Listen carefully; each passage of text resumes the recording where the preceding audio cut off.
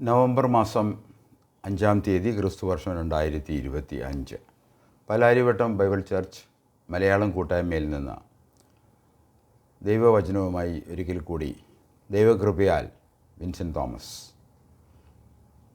ദൈവം നൽകുന്ന ഓരോ അവസരങ്ങൾക്കായിട്ട് ജീവനും ചൈതന്യമുള്ള ദൈവവചനം പഠിപ്പിക്കുവാനായിട്ട് തരുന്ന അവസരങ്ങൾക്കായിട്ട് ഞാൻ വ്യക്തിപരമായിട്ട് ദൈവത്തിന് നന്ദി പറയുന്നു.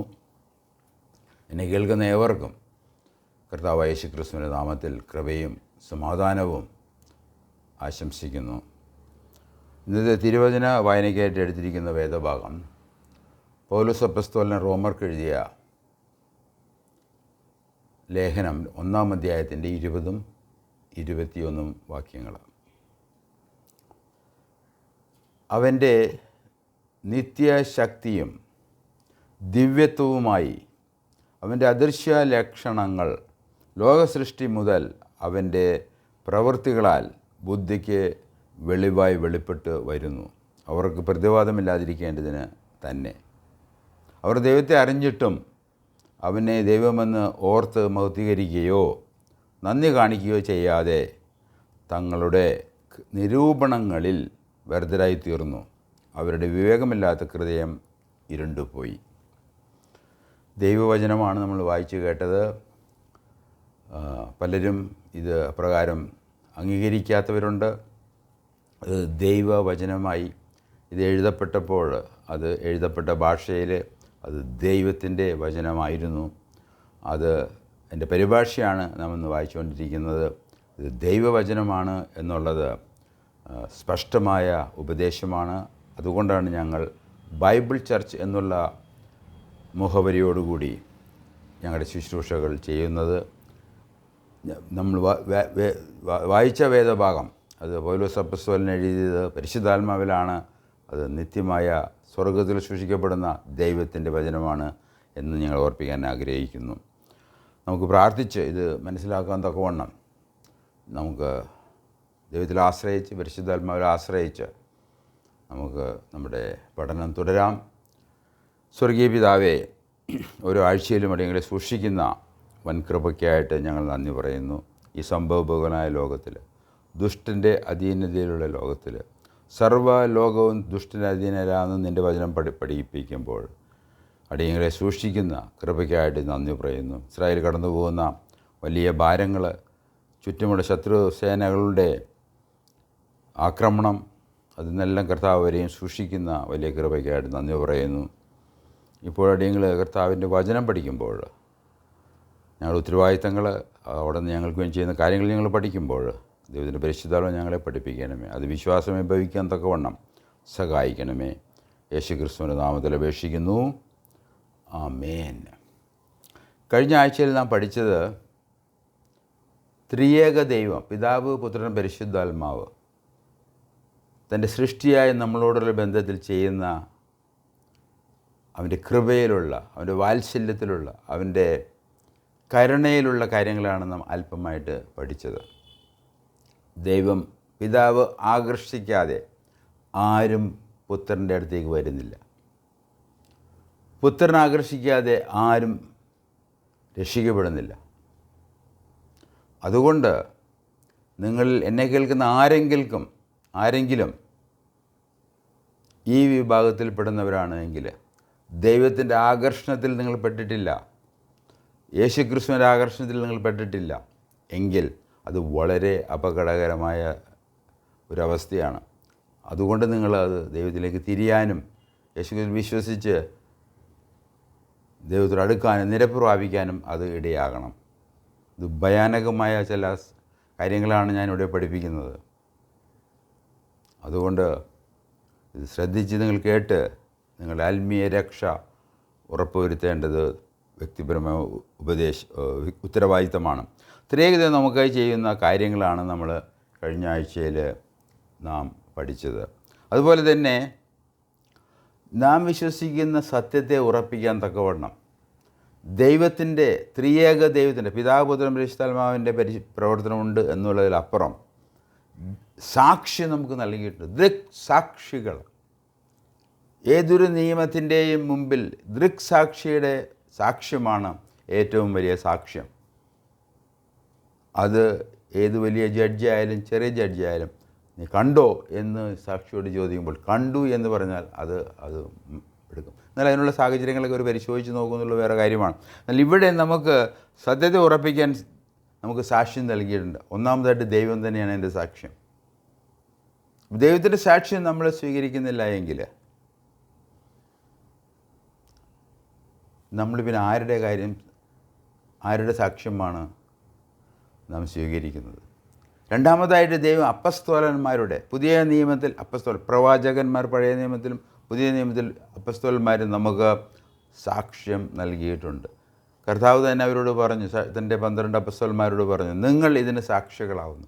അവൻ്റെ ശുശ്രൂഷ, അവൻ്റെ മരണം, അടക്കം, പുനരുദ്ധാനം, സ്വർഗാരോഹണം, പരിശുദ്ധാത്മാവ് വന്ന് അവരിൽ നിറഞ്ഞ് പരിശുദ്ധാത്മാവ് സ്നാനപ്പെട്ട് അവർ യേശു ക്രിസ്തുവിൻ്റെ സാക്ഷികളാണ്, അവൻ ജീവിച്ചിരിക്കുന്നു എന്ന് ഒരു സാക്ഷ്യം പറയുകയുണ്ടായി. അപ്പോൾ അങ്ങനെ 1-2 കാര്യങ്ങളാണ് നാം കഴിഞ്ഞ ആഴ്ചയിൽ പഠിച്ചത്. എന്നാൽ അതോടുള്ള ബന്ധത്തിൽ കഴിഞ്ഞ ആഴ്ച നമ്മുടെ ഉത്തരവാദിത്തങ്ങളും പഠിച്ചു. 2 പ്രധാനപ്പെട്ട ഉത്തരവാദിത്തങ്ങളാണ് നമ്മൾ പരിശോധിച്ചത്. ഒന്ന്, നമ്മൾ അന്വേഷിക്കണം. അന്വേഷണത്തിൻ്റെ ഫലമായി നമുക്ക് കണ്ടെത്തണം. എവിടെ അന്വേഷിക്കണം എന്നുള്ളത് വിഷയമാണ്. അതാണ് ചില കാര്യങ്ങൾ നമ്മളിന്ന് അതിനോട് ബന്ധപ്പെട്ട് പഠിക്കാൻ പോകുന്നത്. അതാണ് റോമാലേഖനം 1-ാം അധ്യായം 20-21 വാക്യങ്ങൾ വായിച്ചത്. നമുക്ക് അന്വേഷിക്കേണ്ടത് നമ്മുടെ സൃഷ്ടിയിൽ തന്നെയാണ്. ഏതൊരു വസ്തുവിനെയും, ഉണ്ടാക്കപ്പെട്ട വസ്തുവിനെ നമ്മൾ പരിശോധിച്ചാൽ അത് പരിശോധിച്ച് അതിൻ്റെ അവസാനം നാം അത് ഉണ്ടാക്കിയമില്ല അതിൻ്റെ സൃഷ്ടാവിലേക്ക് നാം കടന്നു ചെല്ലും. അത് ഒരു അന്വേഷിക്കേണ്ട ഒരു രീതിയാണ്. അതുകൊണ്ടാണ് നമ്മുടെ വിദ്യാഭ്യാസം വളരെ പ്രധാനമായിരിക്കുന്നത്, സത്യസന്ധമായ വിദ്യാഭ്യാസം. എന്നാൽ ആ വിദ്യാഭ്യാസ രംഗത്ത് ഇന്ന് ദുഷ്ടന്മാർ കടന്ന് അവിടുത്തെ കോളേജുകളിലെയും യൂണിവേഴ്സിറ്റികളിലെയും പ്രൊഫസർമാരെ അവരെ വാടകയ്ക്കെടുത്ത് മൾട്ടിമീഡിയ ന്യൂസ് അവിടെ അവരെ സ്വാധീനിച്ച് സത്യത്തിന് യാതൊരു വിലയുമില്ലാത്തൊരു കാലഘട്ടത്തിലാണ് നാം ജീവിക്കുന്നത്. അതുകൊണ്ട് നമ്മൾ അന്വേഷിക്കുക എന്നുള്ളത് അത് വ്യക്തിപരമായിട്ടുള്ള ഒരു ഉത്തരവാദിത്തമാണ്. തീർച്ചയായിട്ടും നമ്മൾ വാസ്തവമായിട്ട് ഹൃദയംഗമമായി നമ്മൾ അന്വേഷിക്കുന്നുവെങ്കിൽ ദൈവം നമ്മളെ സഹായിക്കുമെന്നുള്ളതിന് ഉറപ്പാണ്. കാരണം ദൈവം നമ്മളുടെ കാര്യത്തിൽ നമ്മളെക്കാൾ കൂടുതൽ താല്പര്യമുള്ളത് ദൈവത്തിനാണ്. കാരണം നാം ദൈവത്തിൻ്റെ സൃഷ്ടിയാണ്. അവൻ്റെ മുദ്ര നമ്മുടെ മേലുള്ളത് കൊണ്ട് നമുക്ക് അത് അനുഗ്രഹമായി അങ്ങനെ അന്വേഷിക്കുക മാത്രമല്ല അതിനെ കണ്ടെത്തുകയും ചെയ്യണം. സാക്ഷാൽ ദൈവം ആര്? ഇന്നത്തെ ലോകത്തിൽ കാണുന്ന സകല പ്രശ്നങ്ങൾക്കും പരിഹാരം ഒരേ ദൈവം, സൃഷ്ടാവായ ദൈവം, അബ്രാഹാമിൻ്റെ ഇസാക്കിൻ്റെ ദൈവത്തിലേക്ക് നാം തിരിഞ്ഞാൽ നമ്മുടെ പ്രശ്നം നമുക്ക് സമാധാനം വരുമെന്നുള്ളതിന് സംശയമില്ല. അത് സംഭവിക്കാൻ പോകുന്നത് ഈ സമാധാനപ്രദമായ കർത്താവിൻ്റെ 2-ാം വരവിൽ ഇത് സ്ഥാപിക്കപ്പെടും. സാക്ഷാൽ ദൈവമാരാണ്, അത് അബ്രാഹാമിൻ്റെ ഇസാക്കിൻ്റെ യാക്കോബിൻ്റെ ദൈവമാണോ എന്ന് അവൻ അത് കാണിച്ചു തരും. അപ്പോൾ എല്ലാവരും വിശ്വസിക്കും, അങ്ങനെ സമാധാനം ഉണ്ടാകും. അവൻ രാജാവായിട്ട് ജെറുസലേമിൽ നിന്ന് വാഴും. ആ കാര്യങ്ങൾ വരുന്നതേ ഉള്ളൂ. എന്നാൽ നമ്മളെ സംബന്ധിച്ച് ഉത്തരവാദിത്തം നമ്മൾ അന്വേഷിക്കുക, അത് കണ്ടെത്തും എന്നുള്ളത്. മലയിലെ പ്രസംഗത്തിലെ കർത്താവ് പറഞ്ഞ കാര്യങ്ങൾ നമുക്ക് ഓർമ്മയുണ്ട്. അന്വേഷിപ്പിങ്ങൾ കണ്ടെത്തും, മുട്ടുവിൻ തുറക്കപ്പെടും. അത് നമുക്ക് അവൻ്റെ ഒരു വക്തത്വമായിട്ടുണ്ട്. അതുകൊണ്ട് നമ്മൾ അന്വേഷിച്ചാൽ, എന്നാൽ യാതൊരു ഉത്തരവാദിത്വവും ഏറ്റെടുക്കാതെ ജനിച്ച പോലെ മരിച്ചാൽ അത് 2-ാം മരണത്തിലേക്ക് നമുക്ക് പോകേണ്ടി വരും. അത് ദൈവത്തിനുള്ള നിത്യമായുള്ള വേർപാടായിരിക്കും എന്നുള്ളത് വളരെ ശോചനീയമായിരിക്കും. 3-ാമത്തെ ഉത്തരവാദിത്തമാണ് നമ്മൾ അന്വേഷിക്കുകയും കണ്ടെത്തുകയും ചെയ്യുന്ന ഈ ദൈവത്തിൽ വിശ്വസിക്കുക. ഈ ദൈവം തന്നിൽ വിശ്വാസം കൂടാതെ ദൈവത്തെ പ്രസാദിപ്പിക്കാൻ സാധ്യമല്ല എന്ന് വേദവസ്വം പഠിപ്പിക്കുകയാണ്. ഇബ്രായ ലേഖനം 6-ാം അധ്യായത്തിൻ്റെ 11-ാം വാക്യം അതിനോട് അനുബന്ധിച്ച് നമ്മൾ വായിക്കുകയുണ്ടായി. വിശ്വാസം കൂടാതെ ആർക്കും, എനിക്കോ നിങ്ങൾക്കോ, ദൈവത്തെ പ്രസാദിപ്പിക്കാൻ സാധ്യമല്ല. അതുകൊണ്ട് ദൈവത്തിൻ്റെ അടുത്തേക്ക് വരുന്നവനാണ് ഉണ്ട് എന്നും അവനെ അന്വേഷിക്കുന്നവർക്ക് പ്രതിഫലം ഉണ്ട് എന്നും വിശ്വസിക്കേണ്ടതാകുന്നു. അതിന് വിശ്വാസം വളരെ അത്യന്താപേക്ഷിതമായ നമ്മുടെ ഒരു ഉത്തരവാദിത്തമാണ്.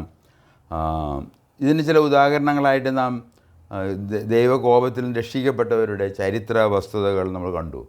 3 പ്രധാനപ്പെട്ട കാര്യങ്ങളാണ് നമ്മൾ പരിശോധിച്ചു. ജലപ്രളയം, സോദോം ഗൊമോറ, അതുപോലെ തന്നെ ചരിത്രത്തിൽ പരിശുദ്ധാത്മ വന്ന പെന്തക്കോസ്ത് നാളിൽ 1511 റിഫോർമേഷൻ, നവീകരണത്തിൽ മാർട്ടിൻ ലൂതർ, അതിനോട് ബന്ധപ്പെട്ട സഭകളുടെ ആരംഭം, ഇതെല്ലാം നമ്മൾ അല്പമായിട്ട് പഠിക്കുകയുണ്ടായി. അതുകൊണ്ട് ചരിത്ര സംഭവങ്ങൾ, ദൈവത്തിൻ്റെ സാക്ഷ്യം, അപ്പോസ്തലന്മാരുടെ സാക്ഷ്യം പോലെ തന്നെ ചരിത്രത്തിൽ ദൈവവചനത്തിൻ്റെ പ്രസക്തി അത് നമ്മൾ മനസ്സിലാക്കി. അതുകൊണ്ട് ചരിത്രം വളരെ പ്രധാനപ്പെട്ടതാണ്. God is God of history. ഇത് ഹിസ്റ്റോറി എന്നാണ്, HISTORY, ഹിസ്റ്റോറി എന്നാണ് വേദപണ്ഡിതന്മാർ പറയുന്നത്. അത് വളരെ സത്യമാണത്. അതുകൊണ്ട് ചരിത്രത്തിൽ ഉള്ള ദൈവിക സത്യങ്ങളാണ് നാം വിശ്വസിക്കുകയും പ്രചരിപ്പിക്കുകയും ചെയ്യുന്നത്. അപ്പോൾ അവിടെ ഈ ദൈവകോപത്തിൽ രക്ഷിക്കപ്പെട്ടവരുടെ ചരിത്രം വസ്തുതകൾ നമ്മൾ പരിശോധിക്കുമ്പോൾ ബഹുജനം ദൈവക്രോധത്തിൽ പെട്ടുപോവുകയാണ് ഉണ്ടായത്. ജലപ്രളയത്തിൽ, സൊദോം ഗൊമോറയിൽ, പെന്തക്കോസ്ത് നാളിൽ എത്രയോ ജനലക്ഷങ്ങൾ അന്ന് ജെറുസലേമിലുണ്ടായിരുന്നു. എത്രയോ ജനലക്ഷങ്ങൾ, 3000 പേരാണ് ആദ്യത്തെ ദിവസം ദൈവഭാഗത്തേക്ക് വന്നത്. എന്നാൽ ചില ദൈവഭക്തന്മാർ രക്ഷിക്കപ്പെട്ടു. ജലപ്രളയത്തിൽ 8 പേര്. അതുപോലെ തന്നെ സൊദോം ഗൊമോറയിൽ ലോത്തും തൻ്റെ 2 പുത്രിമാരും. ഇനി നമുക്ക് ഇന്നത്തെ പഠനത്തിലേക്ക് കടക്കാം. ദൈവം മനുഷ്യരിൽ നിന്ന് എന്ത് പ്രതീക്ഷിക്കുന്നു എന്നുള്ളതാണ് ഇന്നത്തെ വിഷയം. കഴിഞ്ഞ ആഴ്ചയിൽ നമ്മളെ സംബന്ധിച്ച് ദൈവം നമുക്ക് നൽകുന്ന ഉത്തരവാദിത്തം, ആ ഉത്തരവാദിത്തം നമ്മൾ കണ്ടെത്തി അത് ചെയ്യണം, അത് വിശ്വസിക്കണം എന്നുള്ളത് ആണ് നമ്മൾ കഴിഞ്ഞ ആഴ്ച പഠിച്ചത്. എന്നാൽ ഈ ദൈവം നമ്മളിൽ നിന്ന് എന്താണ് പ്രതീക്ഷിക്കുന്നത്? 2 പ്രധാനപ്പെട്ട കാര്യങ്ങളാണ് ദൈവം നമ്മളിൽ നിന്ന്, സൃഷ്ടി എന്നുള്ള നിലയിൽ നമ്മളിൽ നിന്ന് പ്രതീക്ഷിക്കുന്നത്. ഒന്ന്, അവനെ ദൈവമെന്ന് അറിഞ്ഞ് അവനെ മഹത്വപ്പെടുത്തുക. ദൈവം ആരാണ്, ദൈവത്തിൻ്റെ മഹത്വം എന്താണ് എന്ന് മനസ്സിലാക്കി ആ ദൈവത്തെ നാം മഹത്വീകരിക്കണം, ആരാധിക്കണം, സേവിക്കണം. രണ്ടാമതായിട്ട് ഈ ദൈവത്തോട് നമ്മൾ നന്ദിയുള്ളവരായിരിക്കണം. കാരണം നമ്മൾക്ക് ദൈവം തൻ്റെ സൃഷ്ടിയിൽ ഒരു അവസരം നൽകിയിരിക്കുകയാണ്. നമ്മൾ ജനിച്ച ആ സമയം അത് അനുഗ്രഹിക്കപ്പെട്ടൊരു സമയമാണ്. ഏത് കുടുംബത്തിൽ, ഏത് ഭാഷയിൽ, ഏത് പ്രദേശത്ത് ജനിച്ചു എന്നുള്ളതിനപ്പുറം നമ്മൾ ജനിച്ചു എന്നുള്ളത് അത്ഭുതകരമായ നമ്മളെ വ്യക്തിപരമായിട്ട് നമ്മളെ സ്വാധീനിക്കേണ്ട ഒരു ചിന്ത തന്നെയാണ്. ഈ പ്രപഞ്ചത്തിൽ അത്ഭുതകരമായ, മനോഹരമായ ഈ ലോകത്തിൽ ദൈവത്തിൻ്റെ മഹത്വത്തെ പ്രകീർത്തിക്കുന്ന ഈ പ്രപഞ്ചത്തിൽ നമുക്കൊരവസരം കിട്ടി എന്നുള്ളത് നമ്മളെ സംബന്ധിച്ചിടത്തോളം വളരെ പ്രധാനപ്പെട്ടൊരു കാര്യമാണ്. അപ്പോൾ അതുകൊണ്ട് ദൈവം നമ്മളിൽ നിന്ന് പ്രതീക്ഷിക്കുന്നത് 2 പ്രധാനപ്പെട്ട കാര്യം. ഒന്ന്, ദൈവത്തെ ദൈവമായി മഹത്വീകരിക്കണം, ദൈവത്തിന് നന്ദി കാണിക്കണം. അതാണ് നമ്മൾ അതിനോടുള്ള ബന്ധത്തിലാണ് നാം റോമാലേഖനം 1-ാം അധ്യായം 20-21 വാക്യങ്ങൾ നാം വായിച്ചത്. എന്നാൽ ഇരുണ്ട ഹൃദയമുള്ളവരാണ് ബഹുഭൂരിപക്ഷം ജനങ്ങൾ. നമ്മൾ ഇന്നത്തെ ഈ ലോകത്തിൽ നമ്മൾ ജീവിക്കുന്ന ഈ ചുറ്റുപാടും, നമ്മുടെ ബന്ധുമിത്രാദികളുടെ ഇടയിലും, നമ്മളുടെ സഭയിലും, നമ്മുടെ സംസ്ഥാനത്തും, നമ്മൾ ജീവിക്കുന്ന സാഹചര്യങ്ങളിലും, ഈ ലോകത്തിൽ തന്നെ ബഹുഭൂരിപക്ഷം ജനങ്ങളും ഈ ദൈവത്തെ അറിഞ്ഞവരോ അറിഞ്ഞിട്ട് അവന് നന്ദി കാണിക്കുന്നവരോ അവനെ മഹത്വം കൊടുക്കുന്നവരോ അല്ല എന്നുള്ളതാണ്. എല്ലാവർക്കും അവരുടേതായ അവൻ്റെ നിരൂപണങ്ങളിൽ നിന്ന് വന്ന ദൈവങ്ങൾ, അത് ചിലപ്പോൾ സ്വന്തമായ നിരൂപണങ്ങളായിരിക്കാം, മറ്റുള്ളവരുടെ നിരൂപണങ്ങളെ നമ്മൾ സ്വീകരിച്ച് അത് പിന്തുടരുന്നവരാകാം. എന്നാൽ ദൈവവും ദൈവത്തിൻ്റെ വെളിപ്പാടുകളിൽ നിന്ന് നമ്മൾ ആരംഭിച്ച് ദൈവത്തെ അറിഞ്ഞ് ദൈവത്തിന് മഹത്വം കൊടുക്കുകയും ദൈവത്തിന് നന്ദി കാണിക്കുകയും ചെയ്യേണ്ടത്. അതുകൊണ്ടാണ് ബൈബിൾ എന്നുള്ളത് ഏറ്റവും പരമപ്രധാനമായിട്ടുള്ള ഒരു വിഷയം തന്നെയാണ്. ദൈവം സംസാരിച്ചോ, നമുക്ക് അടിസ്ഥാനമായിട്ട് ഏതെങ്കിലും വിവരങ്ങൾ ദൈവം നൽകിയിട്ടുണ്ടോ? അത് വേദപുസ്തകമാണോ എന്നുള്ളത്. വേറെ പുസ്തകങ്ങളുണ്ടോ? ഇല്ല എന്നുള്ളതാണ് വാസ്തവം. ദൈവം സംസാരിച്ച കാര്യങ്ങൾ യുക്തമായി ഒന്നിനോടൊന്ന് ചേരുന്ന ഏക പുസ്തകം അത് 66 പുസ്തകങ്ങളടങ്ങുന്ന വേദപുസ്തകം മാത്രമാണ്. വേറൊരു വെളിപ്പാട് ഉള്ളതായിട്ട് ദൈവവചനം നമ്മളോട് സംസാരിക്കുന്നില്ല. അങ്ങനെ ഇരുണ്ട ഹൃദയമുള്ളവരാണ് ബഹുഭൂരിപക്ഷം ജനങ്ങളും. ദൈവത്തെ അന്വേഷിക്കുന്ന ഭക്തന്മാർ വിരളമായിരിക്കുന്നു, വളരെ ചുരുക്കമാണ്. കർത്താവ് തന്നെ പറഞ്ഞു, നാശത്തിലേക്കുള്ള വഴി അത് വലുതും അത് കടന്നു പോകുന്നവർ വലുതുമാകുന്നു. Is is the path and many who find it. നാശത്തിലേക്ക് പോകുന്ന വഴി അത് അനേകർ കണ്ടെത്തുമെന്നാണ് വേദപുസ്തകം. കർത്താവിൻ്റെ വായു കൊണ്ട് തന്നെ പറഞ്ഞ കാര്യങ്ങളാണ്. എന്നാൽ ജീവനിലേക്കുള്ള വഴി അത് ഇടുങ്ങിയതും അത് കണ്ടെത്തുന്നവർ ചുരുക്കവുമാണ്. അപ്പോൾ നിങ്ങൾ ചുരുക്കം ആൾക്കാരുടെ കൂട്ടത്തിലായിരിക്കുമോ? എന്നാൽ ചുരുക്കം ആൾക്കാർ കൂടെ നമ്മൾ ദൈവത്തെയും കൂടി ചേർക്കുമ്പോൾ അത് ഭയങ്കര ശക്തിയാണ്, അത് ഉറപ്പുള്ളതാണ്, അത് സത്യമാണ് എന്ന് നമ്മൾ മനസ്സിലാക്കും. ഇതിനോടുള്ള ബന്ധത്തിലാണ് നാം റോമാലേഖനം 1 20-21 വാക്യങ്ങൾ നമ്മൾ വായിച്ചത്. ഈ വാക്യങ്ങൾ 20-21 വാക്യങ്ങൾ നമ്മൾ പരിശോധിച്ച് കഴിഞ്ഞാൽ അവൻ്റെ എന്ന് പറഞ്ഞാൽ ദൈവത്തിൻ്റെയാണ്. ഇവിടെ ദൈവത്തെയാണ്, പിതാവായ ദൈവം, അതാണ് ഇവിടുത്തെ വിഷയം. അവൻ്റെ നിത്യശക്തിയും ദിവ്യത്വവുമായി അവൻ്റെ അദൃശ്യ ലക്ഷണങ്ങൾ ലോക സൃഷ്ടി മുതൽ അവൻ്റെ പ്രവൃത്തികളാൽ ബുദ്ധിക്ക് വെളിപ്പെട്ട് വരുന്നു. അവർക്ക് പ്രതിവാദമില്ലാതിരിക്കുകയാണ്. എന്തുകൊണ്ട് നമുക്ക് ദൈവസന്നിധിയിൽ പ്രതിവാദമില്ല? നമുക്കൊരു ഡിഫൻസ് ഇല്ല. ഒരു കോടതിയിലെ ഒരു രൂപമാണ് നമുക്കിവിടെ കാണാൻ പറ്റുന്നത്. ദൈവം ജഡ്ജിയായിരിക്കുന്ന ആ സാഹചര്യത്തിൽ മനുഷ്യന്, തൻ്റെ സൃഷ്ടിയായ നമുക്ക് ഒരു പ്രതിവാദമില്ലാത്ത വണ്ണം ദൈവത്തെക്കുറിച്ചുള്ള വെളിപ്പാടുകൾ നമുക്ക് നൽകിയിരിക്കണം. ഇത് മലയാളത്തിൽ വായിക്കുമ്പോൾ അത് നല്ല പരിഭാഷമായി തോന്നുമെങ്കിലും അതിനോട് അല്പം കുറച്ചുകൂടി വിപുലമായി നമ്മളിത് പഠിക്കേണ്ട ഒരു വിഷയം തന്നെയാണ്. 21 വാക്യം പറയുന്നു, അവർ ദൈവത്തെ അറിഞ്ഞിട്ടും അവനെ ദൈവമെന്ന് ഓർത്ത് മൗക്തീകരിക്കുകയോ നന്ദി കാണിക്കുകയോ ചെയ്യാതെ നിരൂപണം വെറുതെയായി തീർന്നു. അവരുടെ വിവേകമില്ലാതെ ഇരുണ്ടുപോയി.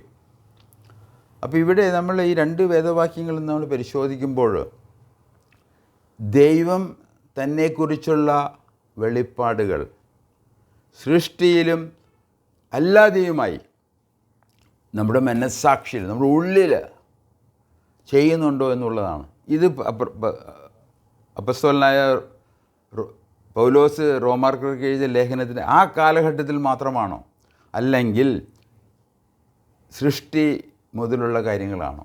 ഓരോ വ്യക്തിയിലും, ഈ ഭൂമിയിൽ പിറന്നു വീണ ഓരോ വ്യക്തിയിലും ദൈവം തൻ്റെ ഈ പ്രവർത്തനങ്ങൾ ചെയ്യുന്നുണ്ടോ? അത് ചെയ്തിരുന്നു, ചെയ്യുന്നുണ്ട് എന്നുള്ളതാണ് ദൈവിക. കാരണം ഇതൊരു പ്രസൻറ്റ് വർത്തമാനകാലത്തിലെ ഭാഷാരൂപത്തിലാണ് അത് എഴുതിയിരിക്കുന്നത്.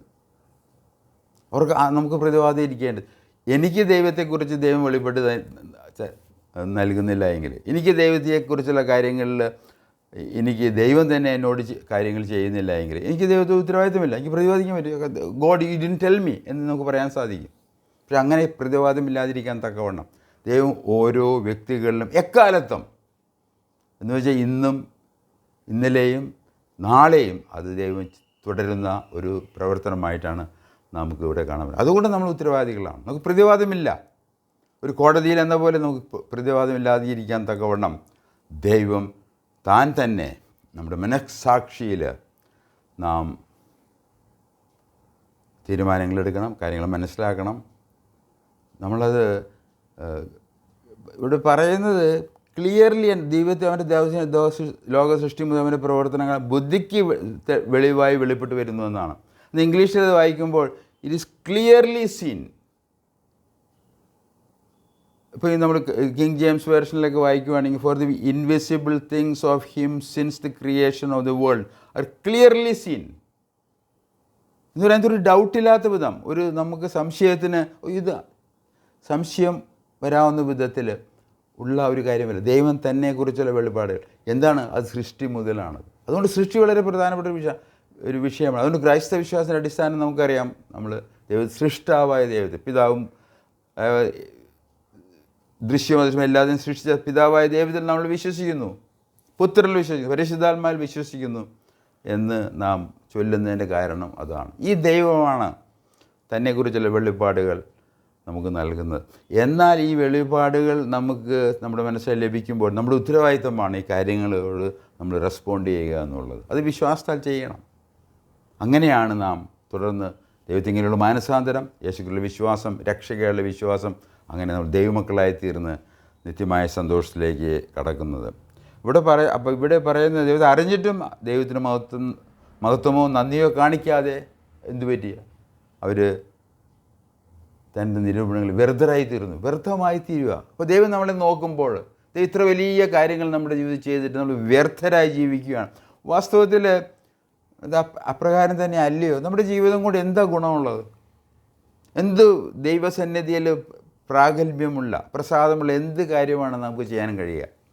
കാരണം നമ്മൾ ദൈവത്തിൻ്റെ വെളിപ്പാടുകൾ നമ്മൾ നിഷേധിച്ച് നമ്മുടെ ഇഷ്ടം പോലെ ജീവിക്കുകയാണ്. നമ്മുടെ ഇഷ്ടം പോലെയോ ആരെങ്കിലും സഭയോ സംഘടനകളോ അല്ലെങ്കിൽ വലിയ വലിയ തത്വചിന്തകന്മാരോ ഗുരുക്കന്മാരോ പറഞ്ഞ കാര്യങ്ങളെ നമ്മൾ ഫോളോ ചെയ്യുകയാണ്. അതുകൊണ്ട് നമ്മൾ വ്യർത്ഥരായി തീരുകയാണ്. ഇത് നമ്മൾ സ്വന്തമായി തിരഞ്ഞെടുക്കുന്ന വ്യർത്ഥ ജീവിതമാണ്. അതിന് പ്രധാനപ്പെട്ട കാരണം നമ്മുടെ നിരൂപണങ്ങൾ തന്നെയാണ്. അതുകൊണ്ടാണ് നമ്മൾ ദൈവത്തിലേക്ക് തിരിഞ്ഞ് ദൈവവചനത്തിലേക്ക് തിരിഞ്ഞ് അവിടെ ആയിരിക്കണം നമ്മളുടെ ആരംഭം, അവിടെ ആയിരിക്കണം നമ്മുടെ അടിസ്ഥാനം.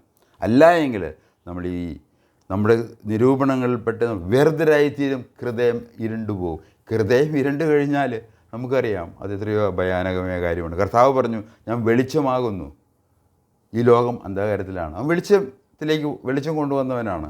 ആ വെളിച്ചം നമുക്ക് ഹൃദയത്തിൽ പ്രകാശിക്കണം. അങ്ങനെയാണ് യേശുക്രിസ്തുവിൻ്റെ മുഖത്തുള്ള രക്ഷകൻ്റെ മുഖം നമുക്ക് കാണാൻ കഴിയുന്നത്. അവൻ വിശ്വസിക്കാനും നമുക്ക് പ്രകാശമുള്ളവരായി തീരുവാനും നമുക്ക് ഇടയായി തീരുന്നത്. അങ്ങനെ ദൈവത്തെക്കുറിച്ചുള്ള അറിവ് ഒരു ഭാഗത്ത്, ദൈവവചനം, ദൈവത്തിൻ്റെ പ്രമാണം, ദൈവത്തിൻ്റെ ആശയങ്ങൾ, ദൈവത്തിൻ്റെ കാര്യങ്ങൾ, അതാണ് ദൈവവും ബൈബിളും. മറുഭാഗത്ത് മനുഷ്യരും ഗുരുക്കന്മാരും സംഘടനകളും സഭകളും ചേർന്നുള്ള വേറൊരു കളിയാണ്. അപ്പോൾ അതിൽ നമ്മൾ ഏത് തിരഞ്ഞെടുക്കുമെന്നുള്ളതാണ്. അത് നമ്മുടെ ജീവിതത്തിൽ ഏറ്റവും വേഗത്തിൽ നടക്കുന്നത് നല്ല കാര്യം. ഇതുവരെ നടന്നിട്ടില്ല എങ്കിൽ നിങ്ങളിതിനെ പരിഗണിക്കണം എന്ന് ഞാൻ ആഗ്രഹിക്കാം. നമുക്കൊരു വേദഭാഗം കൂടി നമുക്ക് വായിച്ച് ഇന്നത്തെ ക്ലാസ് നമുക്ക് അവസാനിപ്പിക്കാമെന്ന് ഞാൻ കരുതുകയാണ്. കൊളോസ്യർ ലേഖനം അതിൻ്റെ 1-ാം അധ്യായത്തിൻ്റെ 13 മുതലുള്ള വാക്യങ്ങൾ.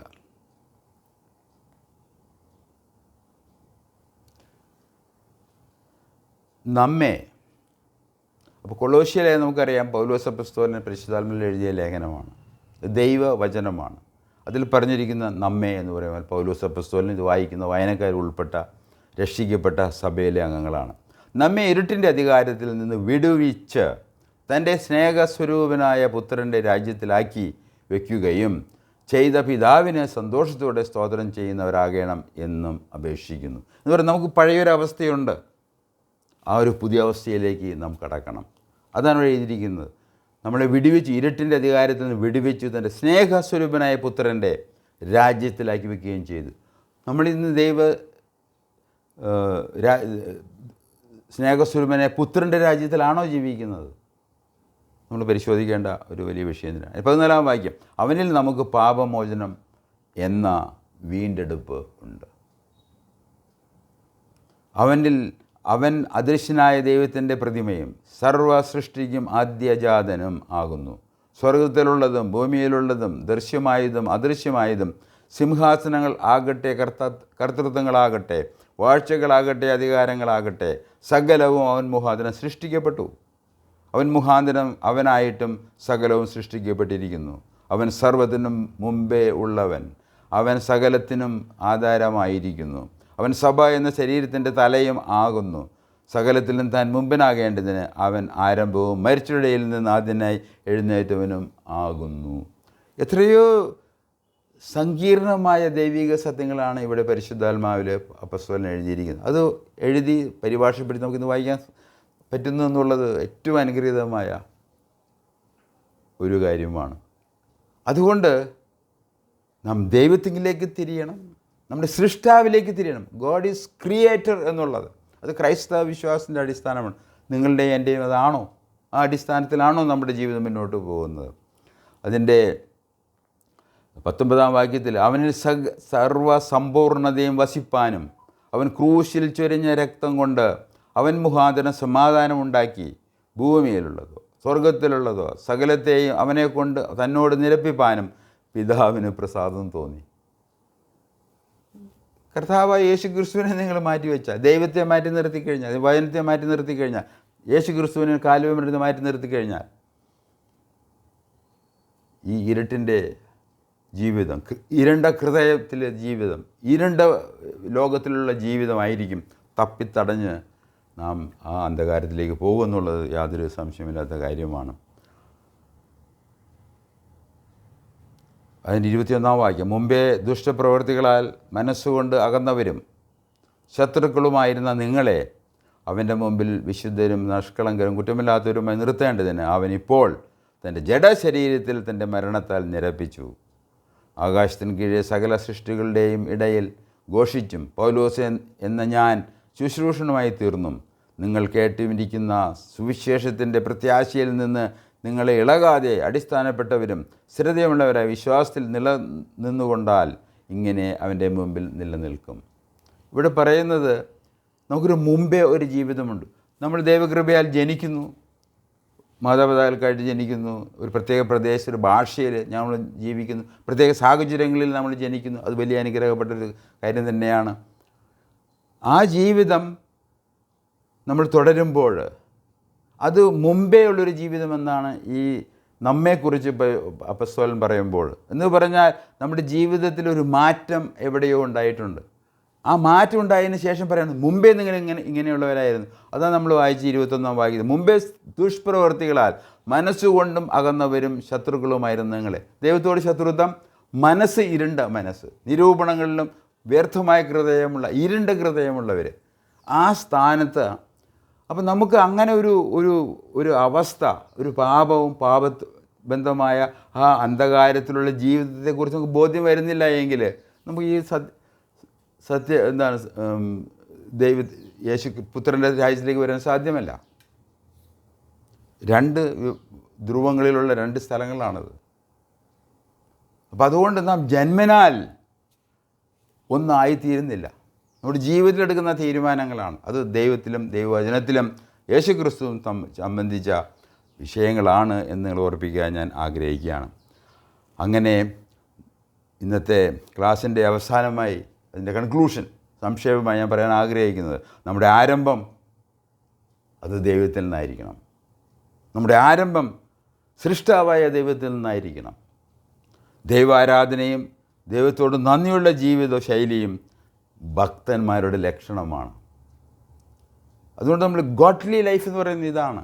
സാക്ഷാൽ ദൈവത്തെ, സാക്ഷാൽ സൃഷ്ടാവിനെ അറിഞ്ഞ് അവനെ മഹത്വപ്പെടുത്തുക, അവന് നന്ദി കാണിക്കുന്ന ജാതികളായ മനുഷ്യരുടെ ഇടയിൽ ജീവിച്ചാൽ ഒരു നന്ദി പ്രകടനം എന്ന സാധനം നമ്മൾ കേൾക്കത്തില്ല. എന്നാൽ ഒരു ക്രിസ്ത്യാനിയായി കഴിഞ്ഞാൽ, അതുകൊണ്ടാണ് നമ്മൾ ഞായറാഴ്ചകളിൽ ആചരിക്കുന്ന കർത്തൃമേശ അല്ലെങ്കിൽ കർത്താവിൻ്റെ മേശ എന്നൊക്കെ പറയുമോ അതിൻ്റെ ശരിയായിട്ടുള്ള ഗ്രീക്ക് ഭാഷയിലെ പേര് ക്രിസ്റ്റോസ് എന്നാണ്. Giving thanks. ദൈവം നമുക്ക് വേണ്ടി തൻ്റെ പുത്രൻ ചെയ്ത കാര്യങ്ങൾക്ക് വേണ്ടിയുള്ള നന്ദി പ്രകടനമാണ് ഈ യുക്രിസ്റ്റ് എന്ന് നമ്മൾ പറയുന്നത്. ഒരു നന്ദിയുള്ളവരായി നമ്മൾ മാറുകയാണ്. നന്ദിയില്ലാത്ത ഹൃദയമുള്ളവരിൽ നിന്ന് നന്ദിയുള്ളവരായി തീരുന്ന ആ ഒരു ജീവിത ശൈലി ആയിരിക്കണം ഒരു ക്രൈസ്തവൻ്റേത്. അങ്ങനെ രക്ഷയ്ക്കായി യേശു ക്രിസ്തുവിൽ നിന്നും ക്രൈസ്തവന് മുൻകാലമുണ്ട്. നിങ്ങൾ ആ മുൻകാലത്തിലാണ് ഇപ്പോൾ ജീവിക്കുന്നത്. നിങ്ങൾ ഭാരപ്പെടേണ്ട ആവശ്യമില്ല. നിങ്ങൾ കർത്താവിൽ വിശ്വസിക്കുക, അപ്പോൾ നിങ്ങൾ പുതിയ സൃഷ്ടിയായിത്തീരും. യേശു ക്രിസ്തുവിൽ പാപമോചനം എന്ന വീണ്ടെടുപ്പുള്ള ആരംഭവുമുണ്ട്. ഇവിടെ എഴുതിയിരിക്കുന്നത് അവനിൽ പാപമോചനം എന്ന വീണ്ടെടുപ്പുണ്ട്. അതുള്ള കാര്യം നിങ്ങൾക്ക് സ്വീകാര്യമാണോ എന്ന് പറഞ്ഞാൽ ഇല്ലാത്ത ആ വീണ്ടെടുപ്പ് നമുക്ക് ലഭിക്കാത്ത, പാപമോചനം ലഭിക്കാത്ത ഒരു ജീവിത ശൈലിയുണ്ട്, ഒരു ജീവിത സമയമുണ്ട്. അതിൽ നിന്ന് നമ്മൾ വീണ്ടെടുപ്പ് ഉള്ളവരായിട്ട് നമ്മൾ തീരേണ്ടത് ആവശ്യമാണ്. ദൈവത്തിൽ നിന്ന് ആരംഭിച്ച് ദൈവത്തെ മഹത്വപ്പെടുത്തുന്നവരും ദൈവത്തോട് നന്ദിയുള്ളവരും യേശു ക്രിസ്തുവിൽ പാപമോചനം ലഭിച്ചവരും ആയി തുടരാൻ ദൈവം നമ്മളെ ഈ സന്ദേശം വഴി സഹായിക്കട്ടെ. ഈ സന്ദേശം ദൈവവചനമാണ്. അത് നമുക്ക് ഒഴിച്ചുവിടാൻ പറ്റത്തില്ല. അതിന് വേറൊരു മാർഗമില്ല. ഇത് ദൈവത്തിൻ്റെ വചനമാണ്. അത് അപ്പോസ്തലന്മാർ വഴി സാക്ഷ്യം വഴി നമുക്ക് ലഭിച്ചതാണ്. അത് നമ്മൾ വിശ്വസിക്കേണ്ടത്. ദൈവം നമ്മളെ സഹായിക്കട്ടെ എന്ന് ഞാൻ പ്രാർത്ഥിക്കുന്നു. ദൈവമായ കർത്താവേ, സ്വർഗീയ പിതാവേ, കേൾപ്പിച്ച വചനത്തിനായിട്ട് നന്ദി പറയുന്നു. നിന്നെ അറിഞ്ഞ് നിന്നെ മഹത്വപ്പെടുത്തുന്നവരും നന്ദിയുള്ളവരും ദൈവത്തോടെ നന്ദിയുള്ളവരും യേശുക്രിസ്തുവിൽ പാപം ലഭിച്ചവരുമായി തുടരാൻ ദൈവം ഞങ്ങളെ സഹായിക്കണമേ എന്ന് ഞങ്ങൾ പ്രാർത്ഥിക്കുന്നു. അത് അനുഗ്രഹത്താൽ ഞങ്ങളെ പറഞ്ഞയക്കണമേ. പിതാവിൻ്റെ സ്നേഹവും പുത്രൻ്റെ കൃപയും പരിശുദ്ധാത്മാവിൻ്റെ സഹവാസവും ഞങ്ങളോട് ഇരിക്കുമാറാകട്ടെ എന്ന് ഞങ്ങൾ പ്രാർത്ഥിക്കുന്നു. യേശുക്രിസ്തുവിൻ്റെ നാമത്തിൽ അപേക്ഷിക്കുന്നു. ആമേൻ. നിങ്ങൾ കേട്ടതിന് നന്ദി. ദൈവം അനുവദിച്ചാൽ അടുത്ത ആഴ്ച കാണാം, കേൾക്കാം, തുടരാം.